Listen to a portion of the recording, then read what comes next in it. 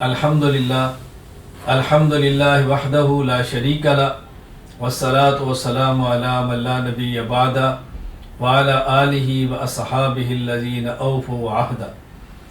اللہ تعالیٰ نے انسان کو اتنی نعمتیں عطا فرمائی ہیں کہ خود اللہ قرآن کریم میں ارشاد فرماتے ہیں وَإِن تَعُدُّوا نِعْمَتَ اللَّهِ لَا تُحْصُوهَا، اللہ کی نعمتیں تم شمار کرنا چاہو تو شمار نہیں کر سکتے۔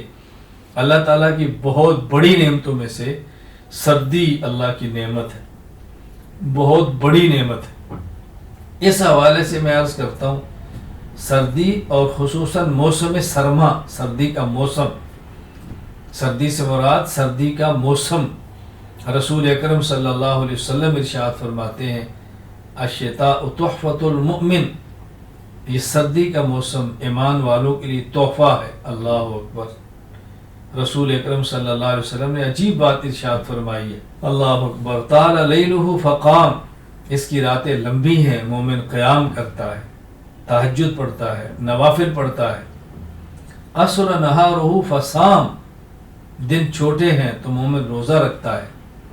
میں گزارش کروں گا اس سردی کے موسم سے وہ لوگ ضرور فائدہ اٹھائیں جہاں سردیوں کی راتیں لمبی ہیں اور دن چھوٹے ہیں۔ دن چھوٹے ہیں تو روزہ رکھنا بہت آسان ہے، ٹھنڈا روزہ ہے، روزے کی شدت بھی محسوس نہیں ہوتی، اور راتیں چونکہ لمبی ہیں تو رات کو نوافل پڑھنا، تہجد پڑھنا، عبادات میں رات گزارنا بہت آسان رہتا ہے۔ رسول اکرم صلی اللہ علیہ وسلم نے جو بشارت دی ہے ہم اس کی قدر کریں اور سردیوں کی راتوں کو بہت قیمتی بنائیں۔ دنیا بہت مختصر ہے، ایک بار آئے ہیں، دوبارہ اس دنیا میں نہیں آنا۔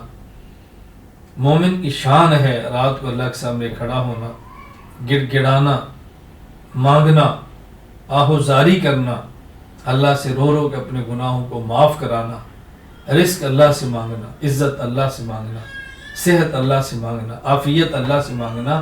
اللہ ہی دیتے ہیں، کوئی اللہ کے علاوہ نہ رزق دے سکتا ہے، نہ صحت دے سکتا ہے، نہ دولت دے سکتا ہے، نہ عزت دے سکتا ہے۔ یہ سب خزانے اللہ کے پاس ہیں۔ اللہ ہمیں مانگنے کی توفیق عطا فرمائے، سردیوں کے موسم کی قدر کریں۔